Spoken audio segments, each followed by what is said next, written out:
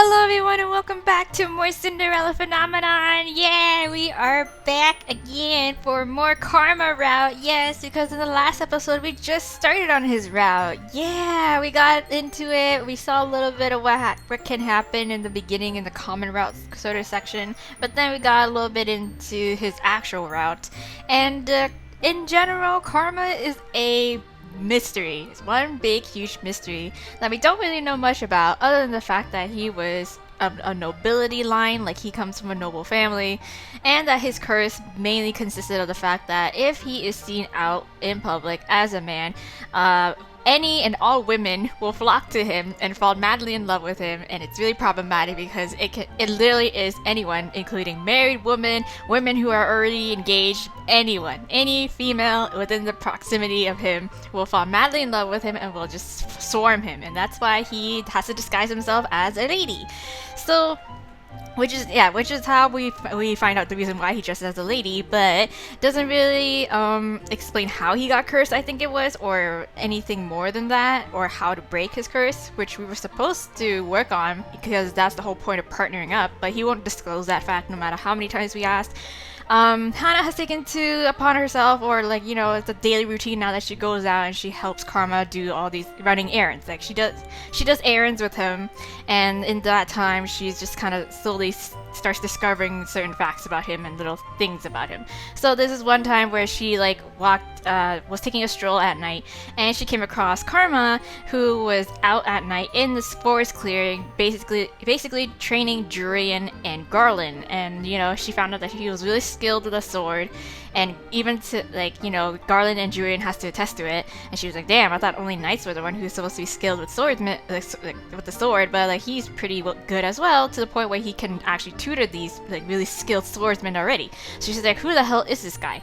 So any other significant details? We had a little bit like a couple moments with him where it's like, you know, we had an incident where his potion, the potion that he uses to change his voice into a more feminine one, it ran out, and he was caught in between like talking to this girl who really admires him and stuff, and he was in this awkward situation of sounding like a man but looking like a lady. But we decided to help him out, even though we should have teased him more on it, because you know, yeah, it's some like light flirting going on. But me, my stupid ass, were just like, this is a little too early for this. I ain't like that girl. But anyways, whatever.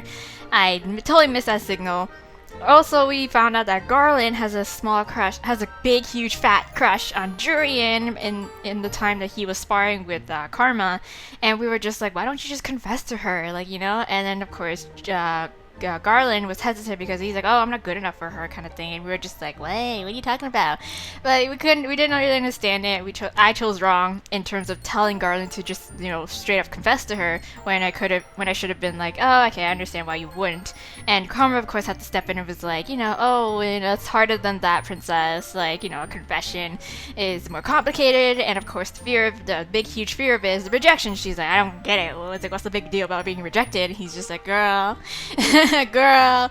Anyways, yeah, so there's that. It's more back and forth between us and Karma, and us trying to divulge more secrets and find out more about him, but just Karma basically being really evasive about it. But we eventually came to like this little deal where it's like, okay, we'll exchange a story for a story, or a fact for a fact. So that we got a little bit out of it.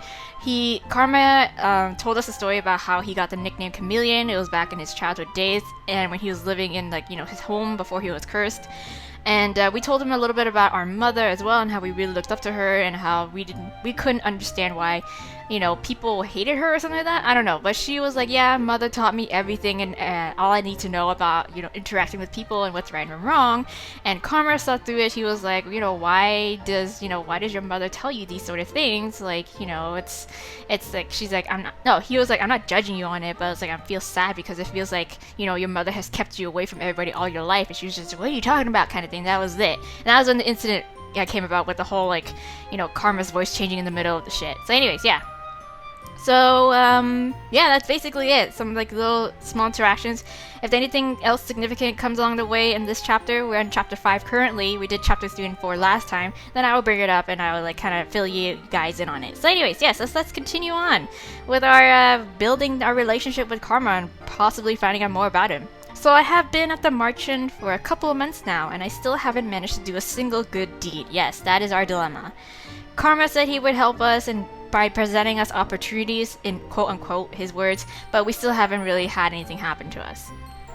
So today I went out to town with Waltz to buy ingredients for parfait. The two of us have been both very quiet, which is uncharacteristic for Waltz. Yes, so far Waltz is the one who has shown like more like the most gives off the more friendly image in which he's more approachable, and he's like, you know, he like if we had chosen him, I think he would be like the guy who would be 100% into helping us kind of thing straight up, instead of Karma, who's kind of like elusive, evasive, and Rod, who is like straight up says no.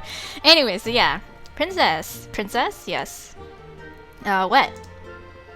Did Karma explain why he wasn't coming with you today? No. We just kind of jumped into this chapter in this day without really knowing much about what happened to him. So, princess? Does Waltz not like my company? Is that why he's asking why he had to fill in for Karma? No, girl, it's not that deep. He said he was tired. Oh. Yeah, okay. Waltz turns his head, his eyebrows furrowing in confusion. The town feels different today. Really? It does? I know, right? It does. I feel as if there are people watching us. Oh, what? How can you tell? Yeah, how can you tell? With practice, I have a lot of eyes on me when I'm doing my puppet shows, after all. Okay. But even before then, I was used to being watched, I guess. Oh. Before you were cursed. Why? Well, I was more conspicuous as an adult, I guess. Okay. An adult. Oh, right. Yes. You have the Neverland curse. Yes. You remembered. Yes, I have the Neverland curse. I told you what that was in the tavern once. Yes. You were stuck as a child when you should be a man. Yes. Right. It's a little inconvenient, but I've gotten used to it. Yeah. Waltz is so much more straightforward about his curse than Karma. Yes, he is. The two of us go into a store where we find the little cups that Parfait asked us to buy. After I pay, Waltz automatically picks up the bags. His help is nice for a change. I have become so accustomed to carrying the bags on my own. Yes, thanks to Karma. So, have you made any progress on your good deeds? No. You can see from my necklace that I have not. Yeah. But you have changed. Yeah, we got a little bit... We toned down on our like, meanness. I still don't see how I have changed at all. Karma hasn't taught me anything about doing good. Sometimes in order to do good, you need to realize some things about yourself first. Yes. Maybe Karma's not so bad at helping you with that. He is selfish, flamboyant, and acts as if the world revolves around him. Indeed.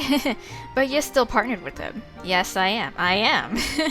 I'm okay with Karma's company. Most of the people judge and shun me.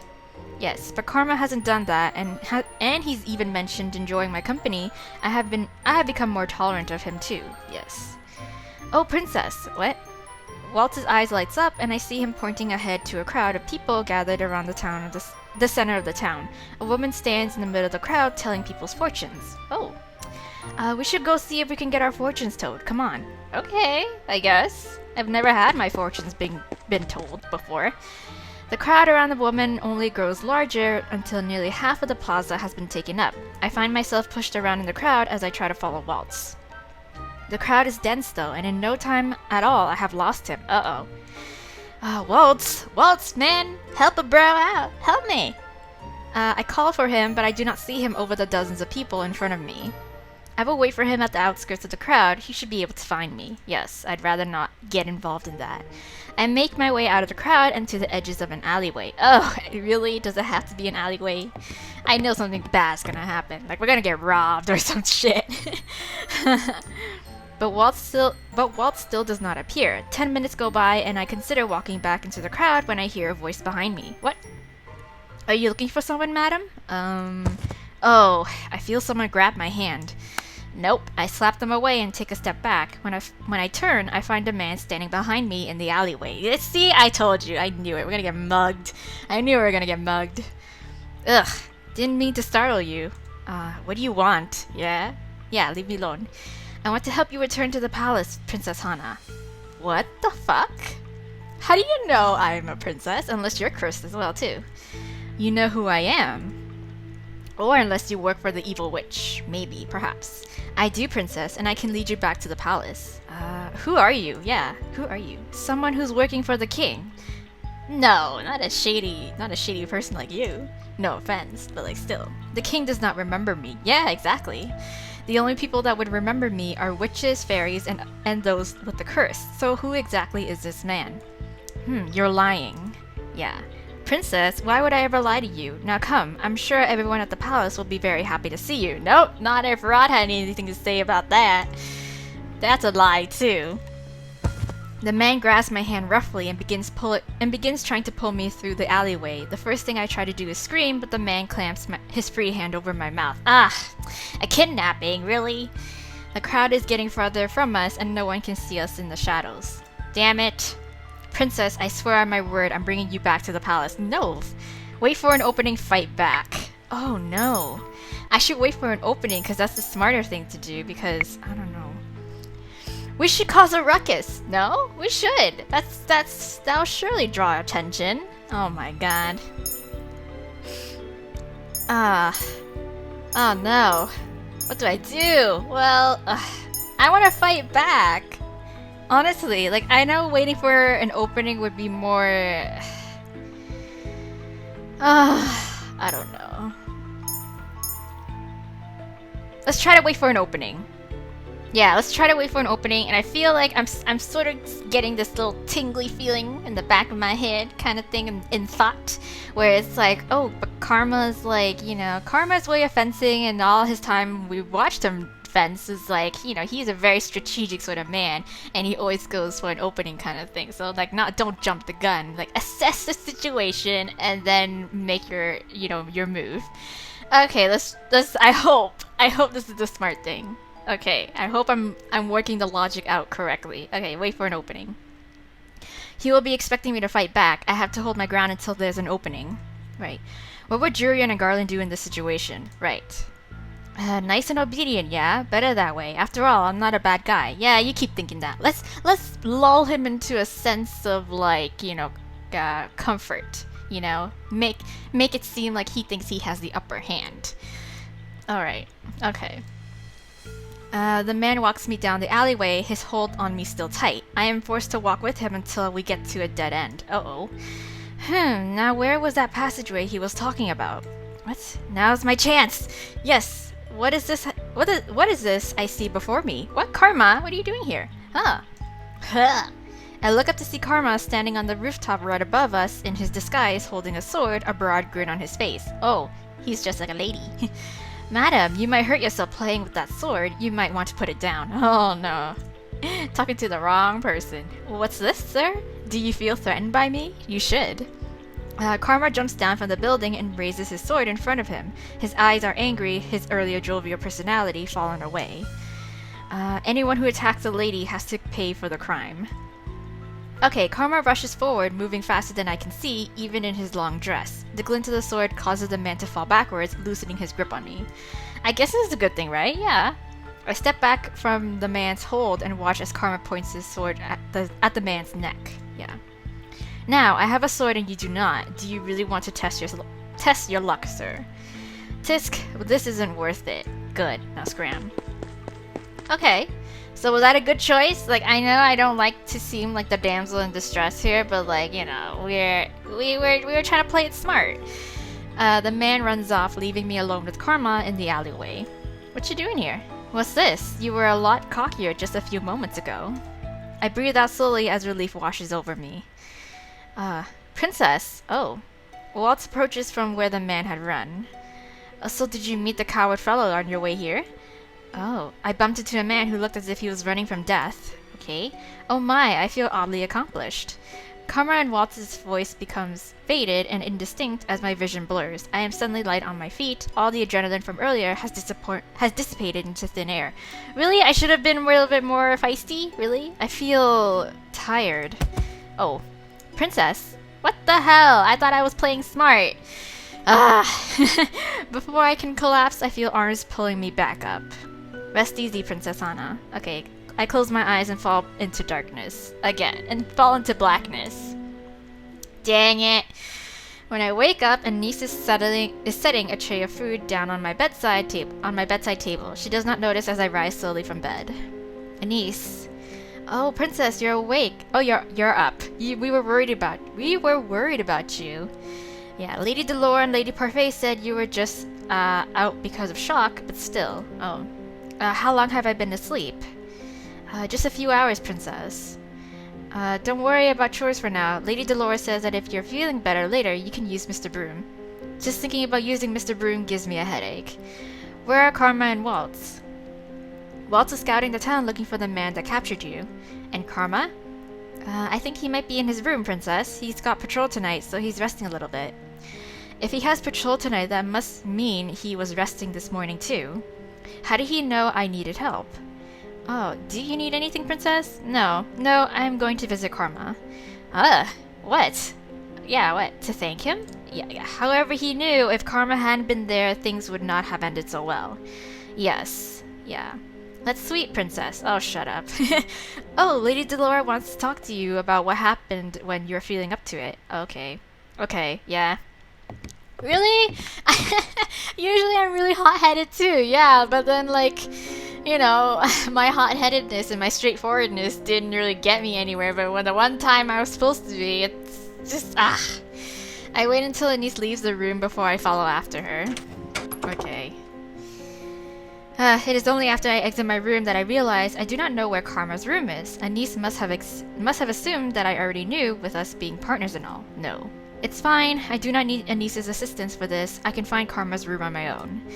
It takes me some time, but eventually I find...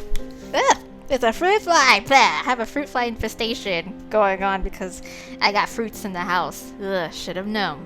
Figures. But anyways, it takes me some time, but eventually I find a room with his name on the door in careful flowery letters, of course. It suits him. I simply open the door without thinking to knock. Oh god, girl, don't do that. You're supposed to knock first. What if he's half undressed? I bet he is. Yeah, he is. God damn it. I expected to find Karma lying in bed, but instead he is standing in front of a mirror changing his clothes. Oops. I did not mean to do that, but hey, this is such a trope. This was such a trope. Hi, hello. Princess? Yeah, ooh. Oh! Oops. I do not think I have ever seen a shirtless... I do not think I have ever seen a shirtless man before. Ooh. Well, here's your first. Oh, indeed. He turns to me and the realization that he is standing there just in his pants hits me hard in the stomach. My face feels incredibly, uncomfortably warm. Not even hot, just warm? Why are you just standing there? Put on your clothes! And then I noticed a large tattoo on his chest. Yeah. It is a rose ensnared by many vines. I stare at it for a few moments before Karma puts a hand there to conceal it. It's rude to come into a lady's room unannounced, you know. Well, currently, you don't look like a lady. Okay. Karma slips his usual dress on carefully over his head and then approaches me.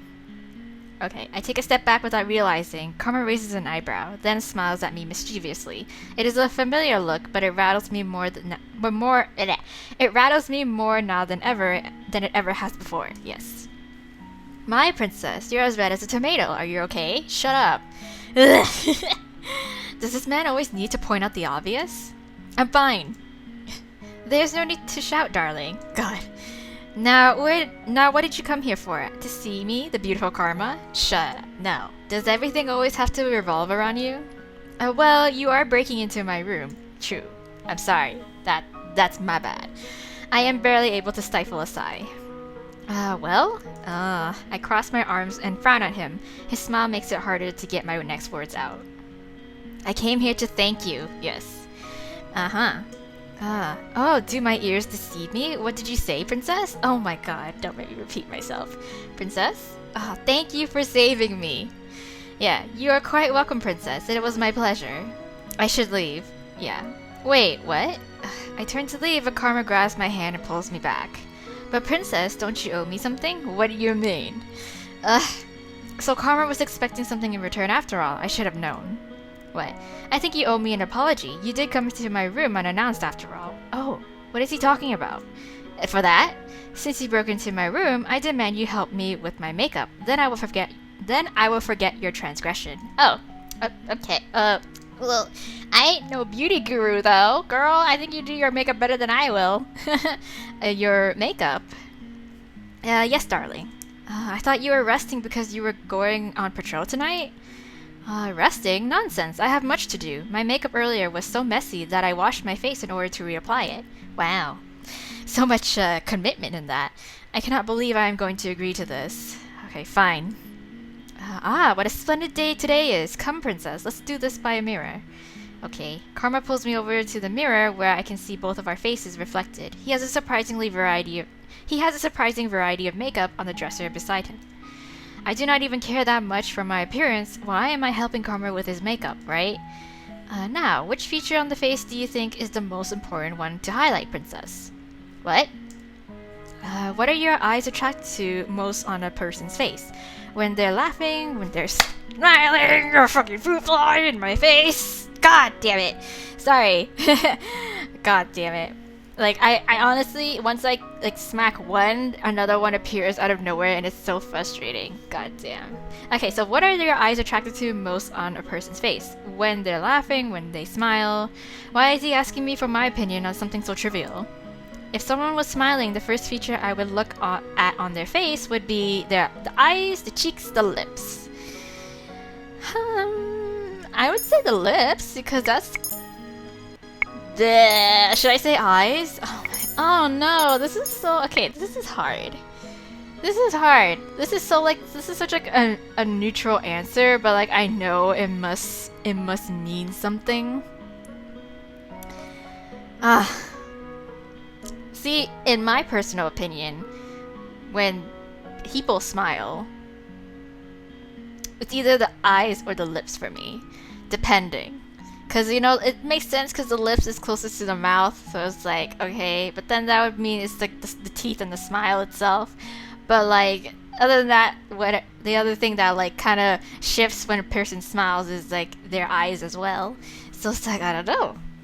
Maybe the eyes. Let's just say eyes. I would say your beautiful eyes, because you do have beautiful eyes, as many of the men in this game does. Eyes. You always look at a person's eyes first, so the eyes? The eyes are the mirrors to your soul, as they say, yes. Does that mean you always look into my eyes, princess? Well, the minute he says that, I look into his eyes. Karma fluttering his eyelashes at me, and I look... Karma flutters his eyelashes at me, and I look back down and grumble. What was that, a trick? Made you look, what did you think? Oh my god, think? Of my eyes, do they draw you in? Yes, actually. I have never looked at Karma's eyes closely, but now that he keeps talking about them, I cannot help but look closer. His eyes are a pretty color. Yeah, right? Yeah. You don't have to answer that, princess. I'm just kidding. No, of course. Your eyes, on the other hand, are beautiful. I think you have beautiful eyes, too. You and Rumple really are the same person. You both spout nonsensical compliments.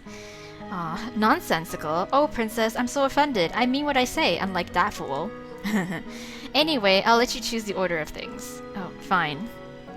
Really? Just don't make me look like a clown, princess. I know how much you like to tease you. I know how much you like to tease me. That too is extra. But I need to get out of here quickly today. Okay, if you need to leave quickly, shouldn't you do your makeup yourself? And miss the opportunity to have you help me? Nonsense. Oh my god. If I can, I'll have you help me with my hair some other time. The way you do yours is beautiful. It's true. I do. I got this like little braid side ponytail going on. It's really cute. I always put effort into my hair, as mother always emphasized the importance of looking like a princess.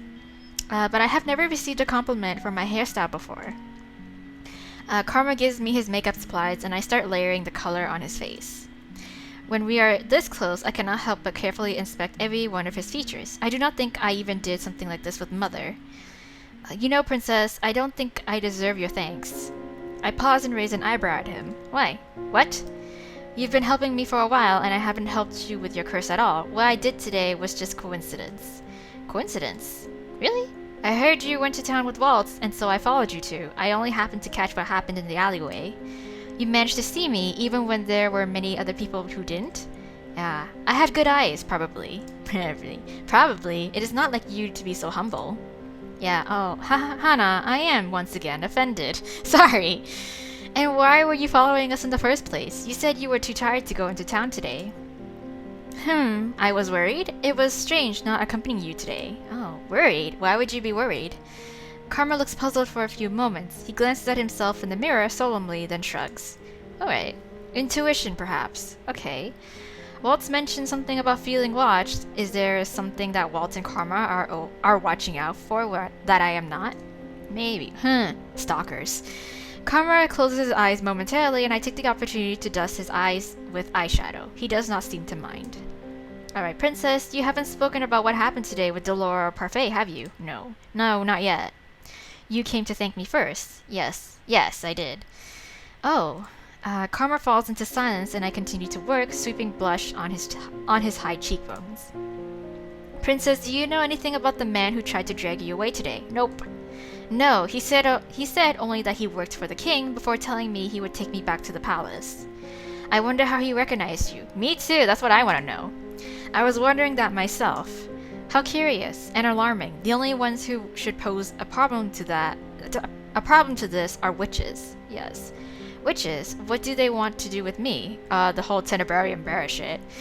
Well, I only mean that witches are the only ones who can see through our curses. So that man spoke with a witch? It's possible. Maybe it's freaking, what's his name? Sir Mithros. But why? Why would the witches want me back at the palace? Or was that man trying to lead me somewhere else? I suppose either way the man couldn't have wanted to bring me back to the palace for a good reason. Yeah, is it possible that the witch gave a commoner a description of you? But then why would... Karma stops talking and looks up at me with something like sympathy. Sorry, I'm just running my head for ideas. No. Are the witches really so dangerous? And what do they want with me in the first place? The whole Tenebrarium shit, I'm pretty sure. Rest assured, Princess, we will figure this out. Okay. I nod my head slowly. I have a lot of questions for Delora and Parfait, but it is possible that even they might not know everything. I will need to think on my own as well, just in case they decide to keep more of their secrets. I look at Karma and shake my head. Next time, I will be more wary. I won't let myself be caught unaware. Before I realize it, Karma has his hand on my cheek and is staring at me solemnly. His eyes are as cold and unmoving as steel. Well, what? Princess, there won't be a next time. Oh, that's what I said. Next time I'll make sure that you're definitely not alone. Aw, had I been alone today, I might have actually been kidnapped. I know that, but I cannot show weakness. I just need to be more cautious. Yes, I am not some damsel in distress, you know. Yeah, having someone at your back is far more comforting. Yes, indeed.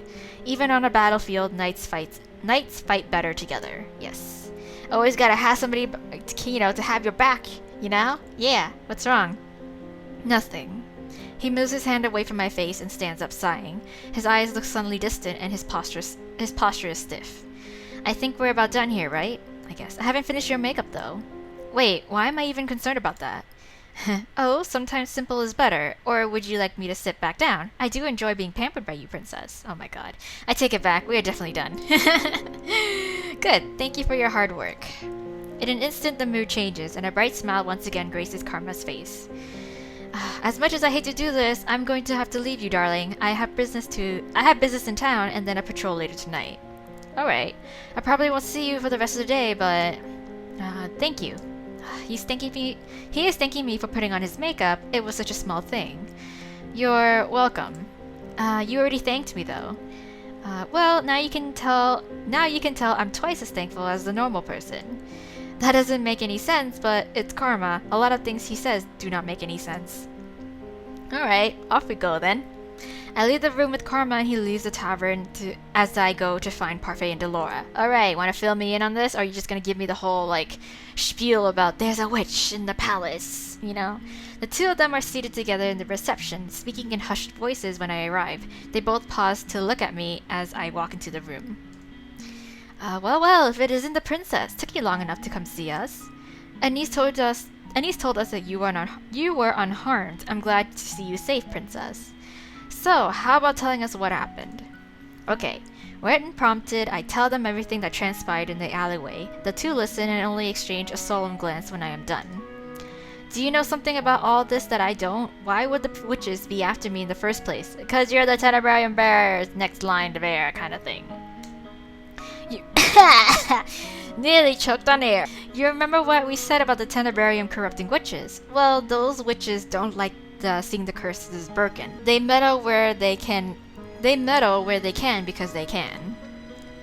That is why I cast a glamour on you when you arrived here, so that you could remain hidden from That is why I cast a glamour on you when you arrived here, so that you could remain hidden from magical eyes. I did it to protect you. To protect me, I feel like there is more to this than they are hiding, but I do not think any amount of convincing will get them to say anything. Forgive us, Princess, we're not entirely sure what's going on either, though if it was a human that captured you, he must be working with the witches somehow. Yes. Troublesome to say the least, but we don't know the details yet. Give us some time to figure things out. Until we figure out who that man is and who he is working for, you need to have an escort with you out of the margin at all times. Do you understand? And once you figure it out, you will tell me? Hopefully. The two exchange another look, which only makes me more frustrated. It's like a maybe. They are obviously keeping secrets and right in front of me. We'll tell you once everything falls into place. Okay? Don't worry, Princess. We would never let you be put in any danger. Okay. The silence is what ends our conversation. I make my way back to my room, feet heavy. I feel like a fly caught in a spider's web. I try my best to clear my mind as I return to my room. Okay. Okay, intermission. Well, either way, this is going great in terms of me getting a bad ending. This is where I'm totally headed for. The days go by slowly and I make no progress with my curse. Karma is busy with the knights today, and Delora and Parfait are busy talking with Rumple about his curse in his room. Tonight is the perfect night to go and wander the town by myself, but I can't. I need to see if I can find out anything about the witches and what is happening around the kingdom. Dude, Delora and Parfait are not going to tell me anything, and no one has wanted to help me out at the marching. And no one has wanted to take me out of the marching since the kidnapping attempt. These thoughts spiral helplessly in my mind as I sit at a table. I have just finished working for the day, and the activity in the marching is beginning to wind down. Garland stands at the door as the last few customers leave the marching. Jurian is walking around the room to make sure that there are no problems. Alright. Out of the corner of my eyes, I notice two men pause halfway across the room to glance back at her. I can overhear their words from where I am. What? Shame that she's a knight, eh? What? She's the proud type, too proud to let a man dote on her. Bleeding shame indeed, but do you think if I tried to say something to her... Oh, hey, you two. Ooh, Garland's not happy, of course. Garland is suddenly standing behind the two men, an uncharacteristically dark glare on his face. Is there a problem? Yes, there is. Doors are closing for the night. I'm going to ask you to please leave. Like, get out. No need to be so uptight, lad. We're on our way out now. Yes. Well, I need you to go faster, though. The two men walk out, and Garland stands in the middle of the tavern area, glaring after them. He more or less pushed them out of the tavern. If Anise had seen that, she'd probably have scolded him. Garland. Did Jurian catch that? You okay? You okay, man?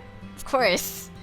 Okay, you think you can fool me? I've known you long enough to know that something's bothering you. Neither of the knights seem to notice me here. If they do, they ignore me. Jurian is still looking insistently at Garland, who looks down at the floor. Is he going to say something to her? Maybe. Garland says nothing though. He looks at a loss for words. Finally, Jurian reaches out and pokes his shoulders, and he looks up, startled. Still the same as always, the silent, watchful knight. Only says things with certainty when he knows they're the truth. Even the princess is waiting for you to say something. Yeah, hello. Both knights turn to look at me, and Garland seems surprised. I raise an eyebrow at him, and he hurriedly looks away. Patrol is starting soon. I'll head out first. Okay. Okay, stay safe. This freaking fruit fly! Holy shit! I'm so pissed. Like, it keeps flying and coming up in my business. Garland nods at her with a little smile before he leaves the tavern. Ugh. Throw in my groove. Going to sleep soon, princess? No. I was just going to head up. I stand up and get ready to move up to my room, but stop once more to look at Jurian. Did you hear what those men were saying? Oh, about me being too proud or something, I guess. So she did hear them, but chose to say nothing. It doesn't bother me. They're right. Oh, I've been independent for a long time, and I would never think about pledging my safety to a man I barely know. I can take care of myself. Yeah, well, blunt and to the point, Durin was really admired for that honesty in the palace. The only other men I've trusted before are my fellow knights. Garland most of all, since we've always been partners. Yes. She does not explain any further. I decide that is for the better. The sooner everyone has cleared out, the sooner I can lead the march in. Tonight is the night I go looking for answers. Girl. Ha! Here I go. She's so gutsy. She has a hood up, so hopefully that will help us. Sorry, Karma. But I can handle myself. I'm going to prove it tonight. I may not be able to fight, but I can still be cautious enough to not land myself into trouble. But trouble somehow always comes to me. Still, I do not happen to hear much of anything as I am exploring the town tonight. I should have brought along some kind of weapon, but then I would have had to steal a knife from the kitchen. I am not a thief. Okay, but still, I'm sure they would have been understanding enough. Hours passed before I passed a tavern filled with knights. Deciding that I will at least listen to what is happening at the palace, I linger by the open door and listen to what the men are singing. Alright, I hear that young Fritz is having a hard time of it. What? I feel bad for the lad. Even Sir Alcaster thinks he's gone mad. But, well, he does keep talking about a princess that doesn't exist. Oh, yes. Fritz still remembers me, but how? He's cursed. Even his father is growing wary of his babbling. Sir Mythos forced him on a break the other day. He didn't seem happy.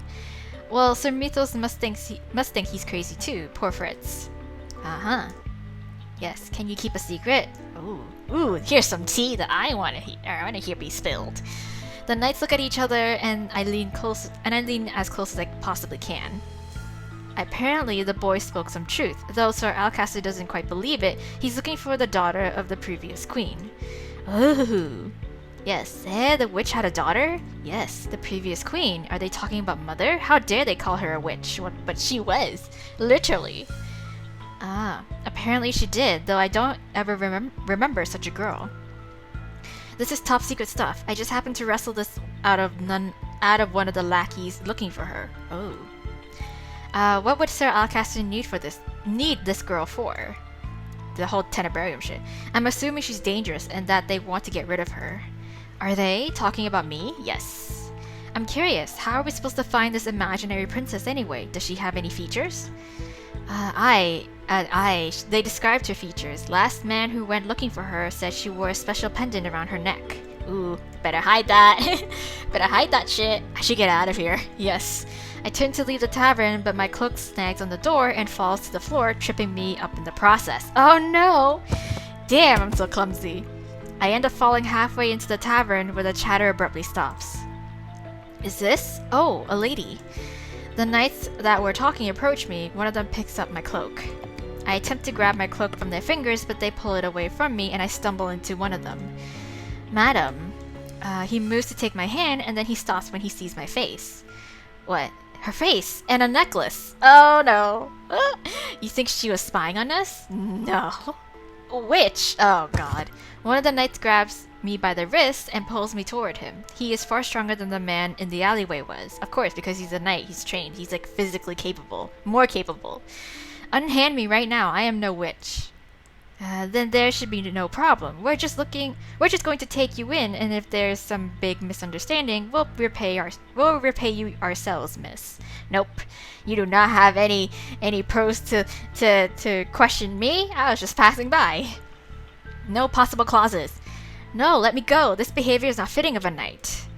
Come now, miss. Let's go back quietly. Try to fight them. Try to convince them. Do I fight them now? I don't know.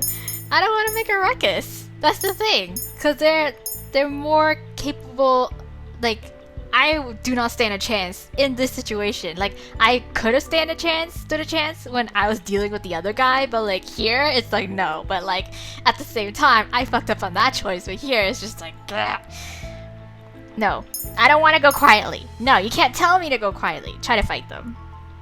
I may be outnumbered, but I cannot let myself be caught. Maybe the people at the bar will help me. No, they won't. I open my mouth to scream, but one knight covers my mouth as some attention falls on us. Oh no, nothing to fear here, everyone. Just a criminal we've apprehended. Oh god. Bite his hand. I struggle in the grass, but the men are too strong for me, of course. Don't fight back, ma'am. Resistance is useless. But I'm gonna try anyways. Everyone in the bar looks scared of me. This is even worse than everyone glaring at me. I try to blink back the tears as they come into my eyes. Come on, let's take her back. Let's take her to the palace. Is that how I get back? Ooh, the knights lead me out onto the empty streets. Why? Why did I have to be so stubborn? The knights continue pulling me down the path until we come to a narrow street. Everyone who sees us walks away to avoid the knights. Really? I should have I'm so bad at this. There's fear in their eyes. But I have done nothing wrong. Ma'am, if it makes you feel any better, we're risking our rank on this as well. I don't know. I'm suspicious of... who goes there? Who goes there? Ugh. Oh, Karma! I look up and notice Karma's familiar figure walking toward us. What is he doing here, and why isn't he in his disguise? Gentlemen, I ask you to unhand that woman. As a knight, I would be ashamed to be seen treating a lady so terribly. Yes. And who are you? I'm no one. Her husband. What? That's very bold of you. His what? Unhand her, gentlemen, or taste my blade. Damn. Sir, we were just going to take her to the palace to... Nope. I will give you on the count of 3. Oh. One knight keeps his grip on me as the other draws his sword. I stare at Karma, who continues to count though the knight attacks him before his sword leaves his sheath. Karma and the knight trade blows, but it is Karma that comes out victorious. His blade slides past the knight's shoulder, distracting him enough to give Karma the opening he needs. Karma reaches back with his free hand to knock the knight out with a blow to the head. It may be just my imagination, but for a few moments, I think I see the knight's blade glimmer across the surface of Karma's hand before he falls. Ooh, wow. The knight holding me up holds up his hands in surrender. I yield, sir. Yes, but you should have done it in the first place. Therefore, you should have avoided the situation. It seems no matter how the situation turns out, you are dishonorable. Please, sir. Nope. Oh, shit. Karma knocks him out and then stands beside me as he sheathes his sword. Karma, A few moments, Hana. Oh. Carmen spends some time forcing a potion from a vial down each of the knight's throats. I watch him quietly, fearing that he might have killed them, but the knights only seem to be asleep. A potion that Parfait gave me. It will make the men forget they ever saw you. Oh, good. Great. When Karma stands again, I notice a glimmer of blood on his hand and stare. Oh, so he got nicked. Yeah. You're hurt. Yeah. It's nothing. I'm sorry. Come on, princess. Let's go back. Yeah, he pulls me right out onto the main street and does not let go of my hand. I cannot bring myself to speak. Karma has saved me twice now, yes. Not only that, but this time he is injured. He says it's nothing, but his bloodied hand does not move at all. Why do I have to be so stubborn and insist I can handle myself? I do not speak for a long time. Oh, eventually I notice people start to stare. What the fuck? No, oh, no, yeah, he's out of his disguise! All the ladies be noticing. Though before long, the staring grows worse. Young women begin following us, giggling from behind. I turn to Karma, who looks like he hasn't slept in days. Karma. Oh god, Karma. Sorry, princess, but I'm not in a mood to talk. But we got a situation. We got another situation. Those girls are walking right behind us. This is... his curse? Yes. Karma. Hana, I just said that I am in no mood to talk. Did you not hear me? We are being followed. Yes. Oh shit. He stares behind us almost stupidly and then laughs hollowly when the girls see his face. Uh-oh. They start to rush toward us, their voices rising and blending together into horrendous cacophony. Karma is not moving though. He looks resigned. Maybe he is too tired to realize what he wants to do. I'll help you. Let's run. Yeah, I tighten my grip on Karma's hand and pull him away, my pace quickening to a run as the girls chase after us, screaming at me angrily for taking Karma away from them. Don't worry, I got this. Hana, what are you doing? Getting us out of here. Yes. Hana. No. I lead him through the town and into little nooks and crannies where we managed to lose some of the crowd. Karma often led me through some of these spaces as shortcuts. Waltz knew them too. Ugh, my goodness. Once we were alone again, I stopped, falling to my knees and letting go of Karma's hand as I catch my breath. That really was a curse, having to run away from so many mindless women. That was difficult. Hana? What? What? I did not mean to snap, but the tiredness is pressing on me too. You helped me out of that. Yeah, I did. Of course I did. Why would I want to be chased by girls? You could have left me behind and go on alone. Instead, you helped me. Yeah, I did. You helped me too. I guess I paid you back. Though, to be honest, I wasn't even thinking about repaying him for saving me. I just knew that I didn't want Karma to be stuck trying to fend off all those girls, right? He was right about his curse. That is terrible. I just realized something. Karma kneels down beside me and waits for me to speak. My curse has people forget me, and yours has even strangers become fascinated with you. It's almost like our curses are opposite of each other, and yet we seem so similar. My eyes widen when I realize what I just said. We are similar, aren't we? Kind of. He holds out his good hand to me, and I let him lead me back to the tavern through the abandoned alleyways. Alright. My feet are heavy and all I want to do is sleep, but suddenly Karma is standing before me, his face grave. What? Hana, I have to thank you for helping me earlier. I'm sorry I froze like that and made it more difficult on you. No, it was so sudden and I was so tired I had no motivation to move. Shouldn't I be thanking you? Yeah. I'll accept your thanks, even though I wish you didn't have to thank me in the first place. Right, sorry, yeah. You should not have gone out on your own when you knew how dangerous it could be for you. How it could be for you. Right, I'm sorry, yeah.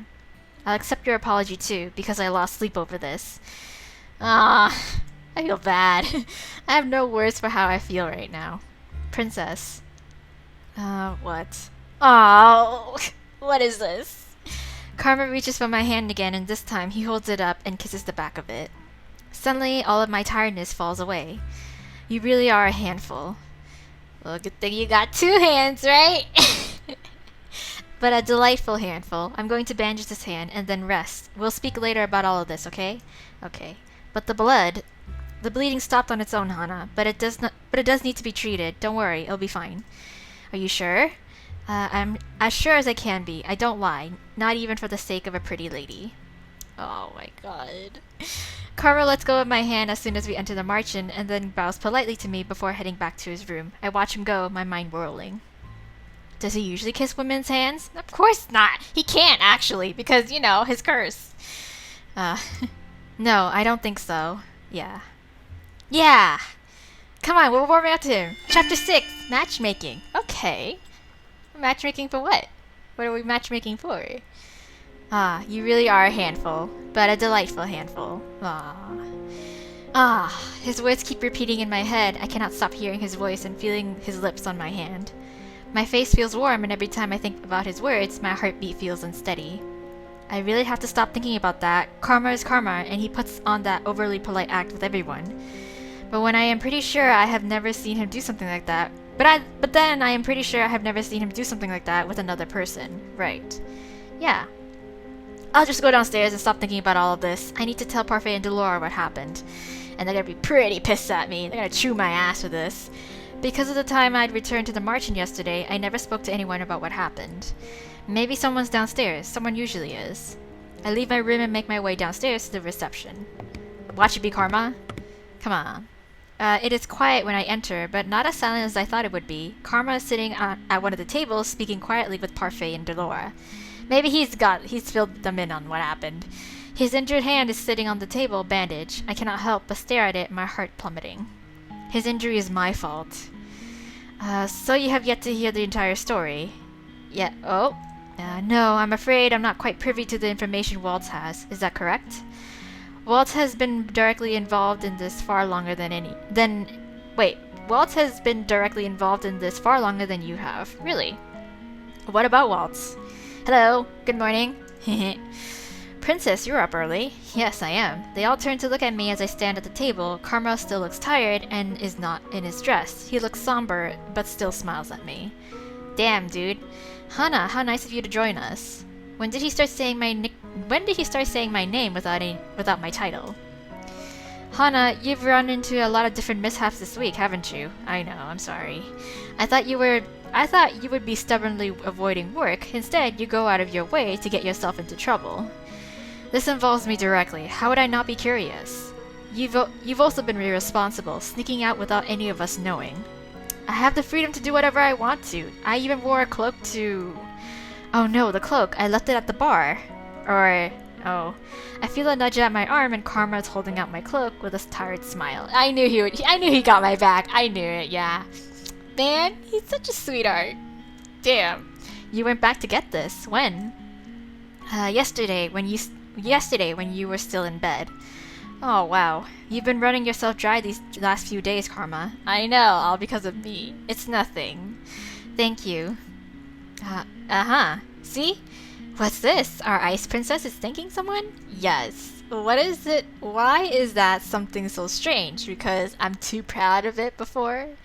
Oh, come now. She's not so icy. Hana is more fire than anything. She's filled with unbridled passion and confidence. Thank you. Confidence that has gotten me nowhere so far. I know, right?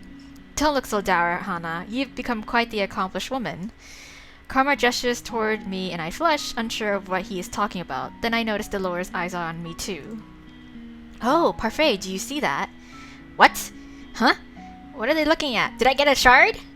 I reach down to grab my necklace and then pause. I cannot stop the gas that leaves my lips. I got a shard! What?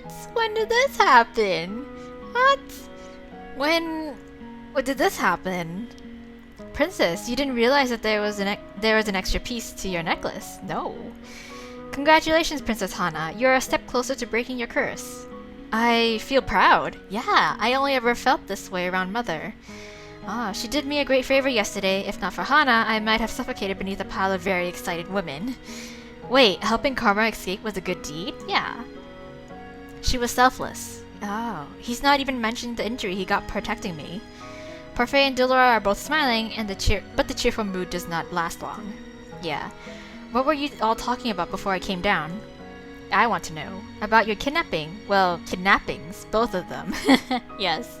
It looks like we have a serious problem on our hands. What do you know about this? What does Waltz know that I don't? Yeah, man. Tell me.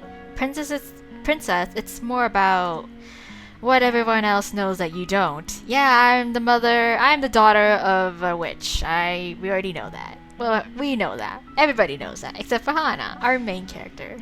I feel anger begin to simmer inside of me. Even though he looks apologetic, he says it so casually. What are you all hiding from me? Well, let's gather everyone later, shall we? I think Waltz might want to be here for this too. Oh, what does Waltz have to do with any of it? Right? Be patient, Princess. You've already waited this long. What's another few hours? Oh my god. Ugh. I'm pretty sure it's just the whole I'm the witch's daughter. We already know that. I have no choice but to agree with when Parfait and Dolora refuses to say any more, but I am not happy about it. I spend the rest of my time doing idle chores around the tavern. I do a round of sweeping with Mr. Broom and mindlessly organize some of the bottles. I cannot believe everyone knows something about me that I don't. I know, right? But now, I'll find out the entire story. Maybe it will answer some of the questions I have. Nah. But why are they keeping things about me a secret to begin with? Because I'm important. I have a crucial role in their whole entire, issues. Dolora gathers everyone in the tavern to discuss the kidnappings. I decide to sit in between Waltz and Karma. Alright, so we have a story to tell. Okay, story time! Story time, huh? Yeah, I don't suppose this would be a romance, would it? No. Kind of. It's tragic. How can you stand to make comments like that constantly? How can you stand to live a lie? Oh my god, guys, stop. The two glare at each other across the table, but Dolores silences them. Yes, Dolores starts with the story about the Great War, one that I have already heard so many times I can recite it myself. What does any of this have to do with me? Because you're the next Tenebrae bearer. Because of the fairy tales, witches like myself were punished for simply existing. Our leader, the Tenebrarian bearer, was a kind witch that was overtaken by the grief that our people suffered. Yes, she was driven so far into madness that she created the fairy tale curse to punish humans and make them suffer as the witches had. And when that wasn't enough, she committed the ultimate taboo. She killed a human. She did kill somebody, died. Who? I tried to stop her, but by the time I thought to act, it was too late. Knowing that Delore and Parfait were involved in the Great War makes it seem more real. But wasn't the Tenebraean bearer killed? How can the fairy tale curse continue to spread if she is dead? Oh, I believe that the Tenebraean bearer sacrificed the last bit of her life to continue powering the Tenebrarium. Wow, that's messed up. All to ensure that the remaining witches could continue spreading the fairy tale curse. Is none of this ringing a bell for you? Maybe? What are you talking about? Ah, yes, here it comes. She really did erase your memories. Yes. Erase? The witch who died, the Tenebrarian bearer, was your mother, Princess Hana. Yes. Yay, we all know that. Oh, so shocking. What? Yeah. For some reason, I turned to look at Karma, who is one of the only people who doesn't look away from me. I grew up outside of this kingdom, but even I knew of the terrible witch Hildar. I still can't pronounce her name. You expect me to believe any of this? Well, yeah. She wasn't a witch. I would remember that. Well, that's the thing. She erased your memories.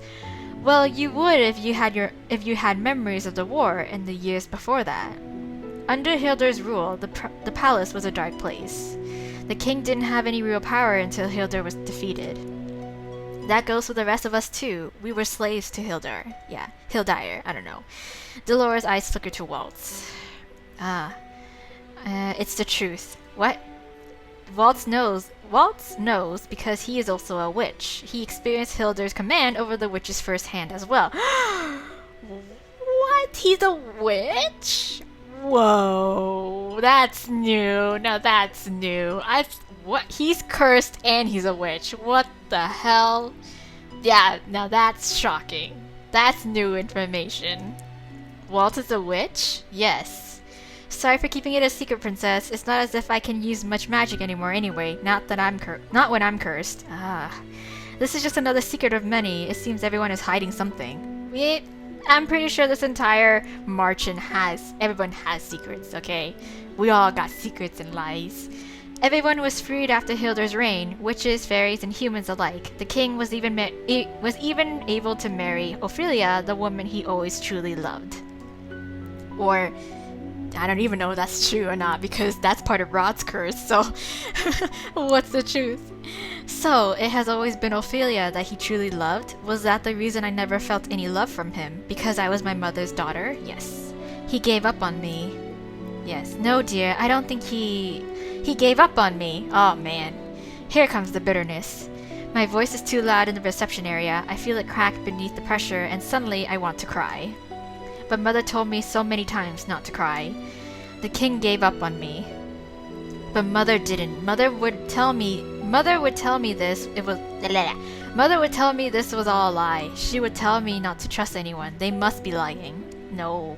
I turned to Karma, but for some reason I trust him more than I trust Delore or Parfait. Is this the truth? Yeah. I was told the story of Hildar and her daughter Hana. They said you were the picture of elegance, but that you shared your mother's icy nature. Yes. But I don't think that's true at all. If Hildar was ice, then you must certainly are a warm fire. If my mother was a witch, then what does that make me? A witch, too. You're a witch as well, whether or not you were ever taught to use magic. On your upcoming birthday, you will become the Tenebrarian bearer. Yes. Do you realize how ridiculous this all sounds? I know. Me, a witch? The king never said anything. And now I cannot even ask him if this is the truth because I'm cursed. Why would he even curse me? Why would you even curse me? You know, to see if you actually have a heart. We didn't want a repeat of the tragedy, Hana. I sat on your shelves for almost a year, princess. Damn, that's commitment. There was ice in your heart, and if you had inherited the Tenebrarium in that state, who knows what would have happened. Then why didn't you just tell me any of this? Well, Delore and Parfait look at each other before dropping the gazes to the ground. Yeah, if we had told you before, would you have even bothered to listen? The king must have tried to do the same thing, and look how that turned out. You shut out everyone who ever tried to tell you about Hildar's true nature. That is true, you got me. That is probably true. Even now, I'm having trouble believing that they are telling me the truth. Yes. The whole world feels as if it is collapsing around me. I know, right? I need to escape. I need to go out and be somewhere else, but why are the witches looking for me? You are the heir to the Tenebrarium. No doubt the evil witches want you on their side so that they can continue wreaking havoc in NGL with the fairy tale curse. The men that were looking for Hana were not witches, though. They were knights. Perhaps the witches and the knights are working together, or at least some of them? Yeah. This must be a part of Alcas's scheme to steal the throne. Yes. What are you talking about? The reason why Garland and I left the Order of Caldera was because the king did not believe us about Alcas's coup. Yes. How would he know of the princess' identity, though? Anyone who isn't a witch, a fairy, or isn't cursed shouldn't be able to remember her. I know, right? But now we know that it is not just the witches looking for the princess, but the knights of the Order of Caldera as well. They definitely have a description of her from someone. Yeah, that someone is Sir Mythos. I'm betting $50 on it. Hana? Yeah, I'm just in shock right now. Karma reaches out a hand to touch my shoulder, and I flinch back before standing up. I cannot speak about this now. I want to be alone. Prince, let her go. She'll need a lot of time to think. Yes, it's all a lot to take in. Alright, let's go. I leave everyone sitting at the table as I try to process the whirling thoughts in my mind. Hilda, my mother, the only person I ever thought loved me, was the Tenebrarium bearer, a witch, the first witch to kill a human. The witch that started the fairy tale curse. All this time I thought Mother was the only one who cared, but nope, what if she never did? I stay in my room for a long time trying to process everything I have been told. Yeah, oh, intermission. God damn it. I'm most definitely on my way to a bad ending. I'm kind of salty about that, but I only have myself to blame and my shitty, intuition on choosing answers. Days go by before I decide to leave the tavern again to watch Karma practice with the knights. These last few days I felt hollow. Maybe seeing the normal practices will help me feel better. Maybe it will make things feel like nothing's changed. Hopefully. When I arrive at the forest, however, only Karma is standing in the clearing. He's staring through the trees as if he sees something there, but his expression is solemn, almost sad. Eventually he sighs, shaking his head before turning in my direction. Hello. Hi. Hana? Yes. I prepare myself for a response, but find that no words come to mind. I have not spoken to Karma since the talk about Mother and witches, and any of the ease I felt with him before has slipped away. Still, I came here on my own, and I cannot just stand here being mute. I say the first thing that comes to mind. Where are Jurian and Garland? I'll only train with Garland. Jurian is on patrol tonight. It's on duty tonight. Patrol duty tonight. Ugh. He'll be here later. I just came early. Okay. It seems you did too. Oh. Kind of, sort of. Hana, are you okay? I'm sorry I haven't been by to see you. It is not as if you owe that to me. I don't owe it to you, but I truly wanted to. I've just been busy these last few days scouting the town for information. As much as I want you to come with me, why would you ever have wanted to pair up with someone like me anyway? Ooh, getting straight to the point.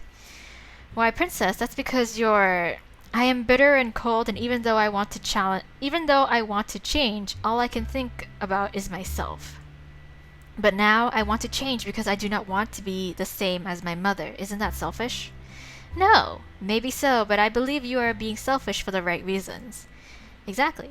An entirely selfless person can't survive in this world. Before we can make others happy, we have to be happy ourselves. Happy. Ourselves? Yes. Yes, an angry person holds resentment towards everyone, and it mars whatever good deeds they seek to do.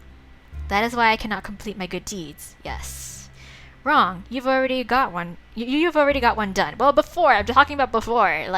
That's why I couldn't do a good deed for over a month, okay? But now that I'm starting to slowly have that character development, I am able to get my first deed.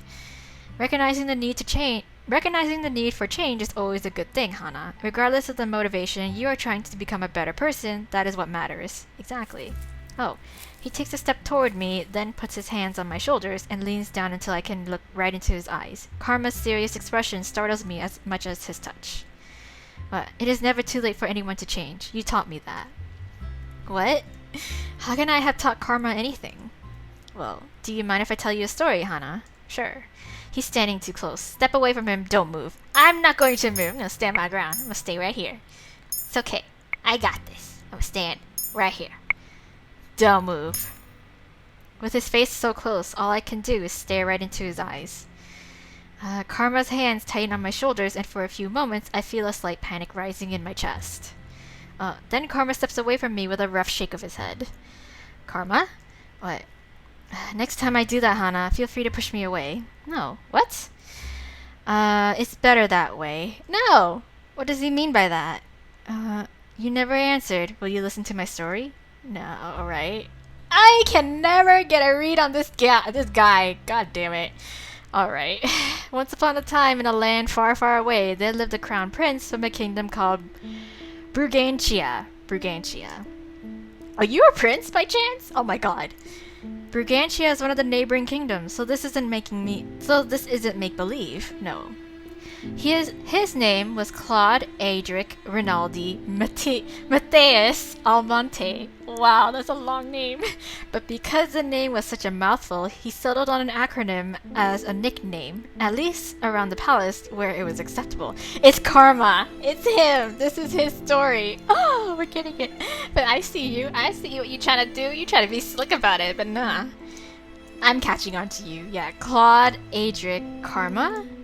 Yes, Prince Claude was a man who flaunted his beauty and talents to all that he met. He often used his title to get what he wanted.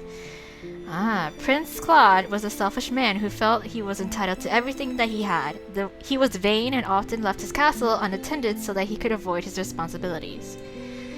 Then one day, he chanced upon a beautiful maiden in the town square. He led her around the whole day, being as charming as he possibly could. And then at the end of the day, he asked the woman to be his lover. She agreed, but their time together did not last long. Why? Only weeks later, Prince Claude threw her away as one throws away an object, and broke the woman's heart. Oh, figures. And she cursed him. Of course, you just had to pick the witch, didn't ya? You just had to cross the witch. God damn it. That beautiful maiden was a witch, but Prince Claude found out too late. Yes. The witch said she would make his beauty, his vanity, a curse. Makes sense. To make even beauty a curse. Yes, ashamed of being cursed, Prince Claude donned a disguise and left his kingdom behind.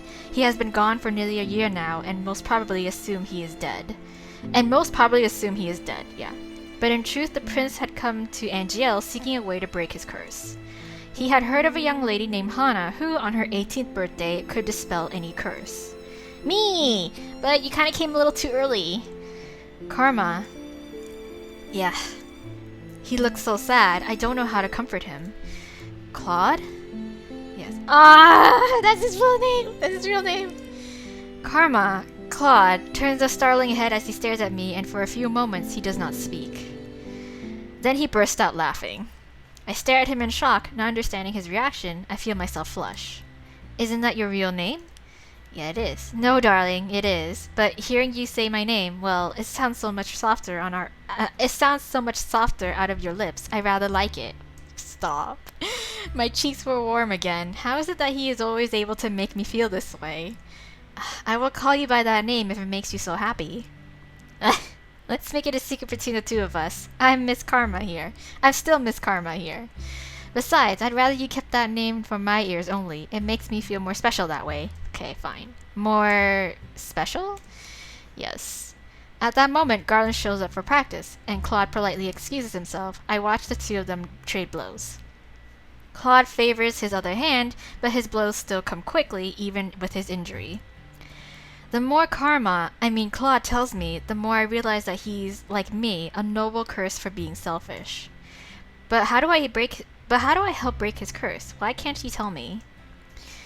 Okay, so going by if his curse really is based off Beauty and the Beast, it means that we're supposed to... It wouldn't really work, because it would have to be something along the lines of, like, we have to see him for who he truly is and fall in love with him, possibly, for who he truly is, kind of thing, without any superficial thing going on. But we're not affected by the curse, that's the thing. But it could still work, because, that puts us at an advantage to get to know him better, and to like him for who he is. As practice is drawing to a close, Claude asks Garland the usual question. Have you confessed to Jurian yet? No. Garland only shakes his head in reply. The two men sheath their swords. Garland looks almost sad as he turns to make his way back to the tavern. He likes her and yet he won't say anything. Why is that frustrating me so much? Garland. Yeah. Yes, princess? You have to tell Jurian. It's nothing. This is all a trick question. I have no fucking clue. Last time I said you need to tell her. And then this time it's asking the same question. It's nothing. Should I say it's nothing? I know it's frustrating me, but it's like, I get it now. Like, I get why you won't confess to her. Because... don't know. I don't know. I can never get a read on anybody in this route so far. It's nothing? It's nothing. I learned my lesson, you know. It's nothing. As much as I want to say something, Claude told me before how hard confessing was. I cannot begin to understand what that would be like. Princess? No, it's fine. It's nothing. It's good. Hana, don't be afraid to tell him what's on your mind. Maybe you should really tell her, Garland. But before Claude was adamant that Garland shouldn't confess to Jurian. What changed? Oh, if I mess this up. Let's try looking at it through another lens. Imagine that Jurian is Hana. How do you think she would like to be confessed to? I frown at the two men, arms crossed. Excuse me? Well, you and Jurian are very similar. You're both very straightforward. That indeed, yes. Confess to the princess, yes. My eyes move to Claude, but only fleetingly, before they are once again on Garland. You just need to do something simple, Garland. Something that will not rub her the wrong way. Yeah, a maiden's heart is ever fragile, and each woman is different. Claude is wearing an amused smile on his face, but he is looking at me, not Garland. I feel my face flush and have to look away. Hey now. Hana, you're tomato red again. It's adorable. Stop. I cross my arms over my rapidly beating heart again and force a scowl on my face. No, I was just thinking about what Garland should do. What Garland could do. Something simple, like when Carmen kissed my hand, Nah, I don't think that would work on her. Garland kissing Jurian's hand is probably not a good idea. No. Maybe he could do what Claude and I did the other day in town. He can buy her some food, and they can just... talk. Yeah. I mean, that would work on me. I mean, buy me some food, man. That's the true way to a girl's heart. To feed her. Feed her good food. She'll love you. Don't buy her all the superficial stuff. I mean, that's nice and all. We appreciate it. But, like, in reality, it's good food. Garland, have you ever just asked Jurian out for food? Yeah, just like a coffee date? Not alone. Jurian is practical and she always eats at the tavern. She's always on duty if she's available. Oh, wow. I'll take her patrol shift 2 nights from now. I'll take her patrol shift 2 nights from now then. 2 nights from now then. And tomorrow you can ask her out for a meal. Wow, we're wingmanning him. We can make you invite. We can make your invite a grand affair. We can drape banners on the walls, or I could give you a rose. No. Don't do that. That's too much. That sounds like a terrible idea. I am offended. I feel like if I did something like that for Jurian, she would get embarrassed and punch me. Yes. Sounds like another lady that I know. Claude grins at me, but I just roll my eyes. Garland, just ask her normally, and then when you are out and alone together, you can confess. Yeah. And we'll make sure you have the time to do it. I'll purposely come late to practice tomorrow night so you can ask her out for that date. Yeah. How does that sound? Come on, man. Come on. You two really think that I can do this? Yes. You just have to ask the question. Whatever follows will at least be an answer. Right. Tomorrow night, then. Damn! Oh, so this is what they meant by matchmaking, huh? Okay, I catch your drift. Game. Good man. I'm sure it will go swimmingly. Hopefully. I'm rooting for you. Or I could drown. No. You won't drown, Garland. Yeah. Garland excuses himself with a nervous smile before Claude turns to me expectantly with a mischievous grin. Now, Hana, we'll come here early tomorrow and spy on them. We need to scope out a good spot. Spy on them? I mean, I'm all for it, but, like, I just have to seem like I have to at least seem like I don't want to do it. Of course, we need to make sure that we need to make sure that our efforts pay off. Yes. I don't think we should. You don't want to see how it plays out? Well, I kind of low-key do. I immediately shake my head, unable to put my emotions into words. For some reason, I am imagining myself in Jurian's position. It feels too personal. Claude's likeliness suddenly springs to mind, and I feel my face grow hot again. Hana, you've been all out of it today. Yeah, I know. Claude reaches out a hand toward me, then abruptly pulls away. I stare as he smiles at me, almost sheepishly. Then the conversation between us dies, and we return to the margin. Man! Days pass, and though I did not spy on the conversation between Jurian and Garland, I noticed that Garland has been smiling from ear to ear during his practice with Claude recently. Did it work? I can only assume that his confession went well. Claude took the patrol shift tonight, and as I lie in bed, I am restless. Every time I watch Claude practice with Jurian and Garland, I'm reminded of the palace of Fritz. I wonder how Fritz is doing. Is he still practicing with the other knights? My thoughts darken as I recall the kidnappings. Claude had to save me every single time. He got injured saving me. Yes. Unable to sleep, I slip out of bed and make my way to the reception room. The night air is cool, and no one stops me from standing just outside of the margin. This is okay, right? I cannot just sit back and do nothing anymore. I have to act. I do not want Claude to get hurt because of me again. Okay, eventually I see Claude approach. He looks tired and is moving more slowly than usual, but when he sees me, his lips cork into a smile. Hana, what are you doing out here tonight, love?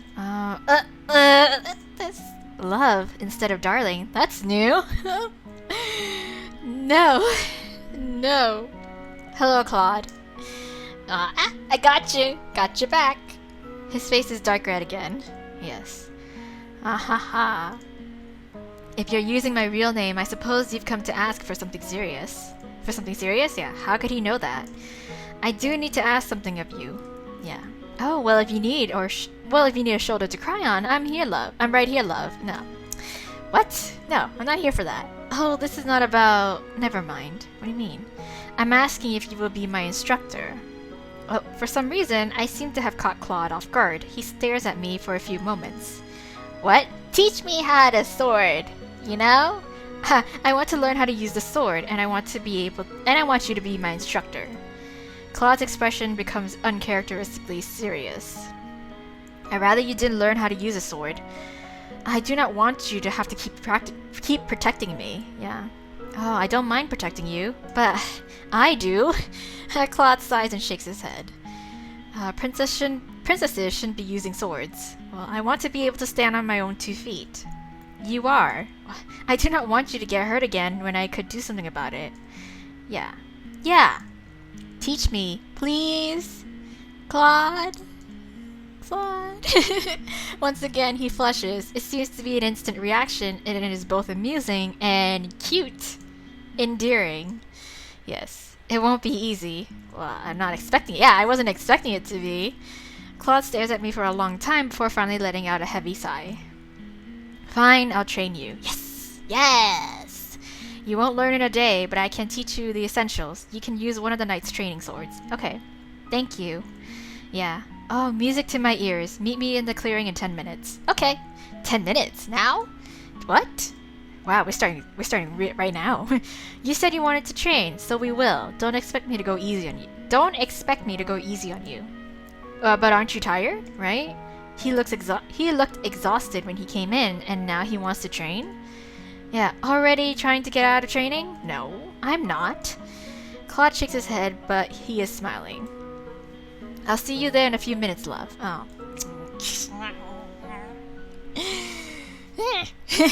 Moonlight spills through the leaves, illuminating the forest with gentle light. Long minutes pass, and as I stand in the clearing, I begin to feel restless. It isn't like Claude to be late. Is he tending to his injury?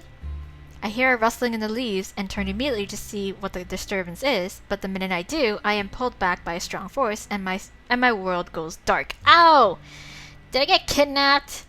Before I can scream, I hear a gentle voice in my ears. Oh no. Lesson 1, Hana. When apprehended by an enemy that you can't see, remain calm and use your 5 senses to judge how best to get the upper hand. That was what I was doing the first time before you showed up to rescue me. I thought I was being smart about it. Like, hello? Oh god. Whatever. Whatever. This voice is coming from right behind me. Oh. Hey. Hey now. Hey. Claude? I become aware that this is the closest that he's ever been to me with my back pressed to his chest like this. Well, panicking disorients the mind. That is why you must remain cool under any circumstance. Oh, fine. Okay. How could I not panic? Any normal person would panic. I know. Still, I try to force myself to be calm. Lesson 2. Enemies will often let down their guards when they think they have the upper hand. That's what I was going to do. God damn it. I am street smart. I don't care what you say about it, game. I was being street smart, okay? Staying alert. Catch your opponent off guard by remaining calm and locating this weakness with your senses, okay? I try to calm myself as Claude instructs, and I feel it is a bit easier, but only because I know it is Claude. An opening. I move as quickly as I can, stepping forward so that I can swing an elbow back at Claude's stomach. Before that happens, Claude has pulled me back to him, closing whatever distance I had put between us. Ow, I tried. In the process, he moves his hand from my eyes to my mouth. Hey, damn it, I can once again see the forest, but my words are muffled beneath his hand. Another thing to remember, you won't always be able to catch your enemy off guard by throwing punches or hits at them. Alright, your opponent will usually always be stronger than you, Hana. I am aware of that, as demonstrated in the past 2 instances. Remember what I said about a weakness. Enemies will often let their guards down when they believe they are winning. Just like I have. Okay. An opening. Okay. A thought occurs to me as I glance around me and then down at Karma's bandaged hand. Karma's bandaged hand is over my mouth. Is this an opportunity or a trick? What will you do, princess? What kind of tactic would remove you from my grasp? Topple him, bite his hand. No, I don't want to do that. I don't want to do... That's... I feel like he would get it. Oh my god, I can't. It's too much. I suck at reading him. Because, like, everything is a trick question. Everything. At this point. It's just like, I know it's logical to bite his hand because that's the most, like, obvious and visible weakness that he has on him. But at the same time, I don't want to have to hurt him unnecessarily, you know? Okay, you know what? Fuck it. Bite his hand. I'm going to feel terrible about this, but I have to try. I know. Chomp. I try to shift my head to get enough space. I try to shift my head to get enough space to bite down, and even Claude cannot hold me completely still as I squirm. Eventually, the hand over my mouth moves just enough for me to open my mouth, but I falter. I cannot bite the hand that I injured. I know, right? Unable to do anything else, I mutely shake my head and I hear Claude groan. In one swift motion, he pushes me down to the ground, pinning my hands by my head as he frowns at me. You're not even going to try and find an opening? Well, I tried. I did. I glare at him. I'm not going to bite your hand. Bite my hand? I didn't even think of that. But you made it obvious. You put your hand over my mouth. I meant for you to try moving my hand, pushing back on a person. I meant for you to try moving my hand. Pushing back a person's thumb usually causes their grip to loosen. How was I supposed to know that? Oh, but I finally got a point for him. Jesus, it seems like it's been so long since I scored a point with him. God damn. Experience is the best means of practice, as they say. I have a complaint about that particular lesson, but I withhold it. That was a pretty good attempt, love, but not good enough, I'm afraid. Of course not. I wasn't expecting you to come at me like that. I was expecting sword practice. You weren't expecting a man to kidnap you in the alleyway, were you? Yeah, that's true. You got me. I glare up at him, unable to say anything because he is right. You're oddly quiet, because you're right. I just don't want to admit that I'm wrong. It is hard to find an opening to hurt you when you are not really my enemy. Yeah. He does not move, but continue to stare at me. His face is close to mine, close enough to... Yeah, close enough to what exactly? Hana, do you trust me to protect you? That's not the point. I need to be able to protect myself. Because you're planning on investigating the witches on your own? Oh, no, I want to be able to protect myself because I do not want you getting hurt protecting me. Yeah. Claude leans down and I can feel his hair on my cheek. For a few moments, everything slows to a stop, and all I can hear is my heartbeat and his slow breathing. Once you set your mind to something, you don't let go, do you? Nope. I'm stubborn like that. Claude pulls away from me before I can respond, and he's standing again, offering me a hand. Let's get started with some sword work then.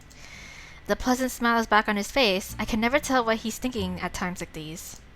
Yeah, me neither. Actually, 24/7, me. What are you really like, Claude?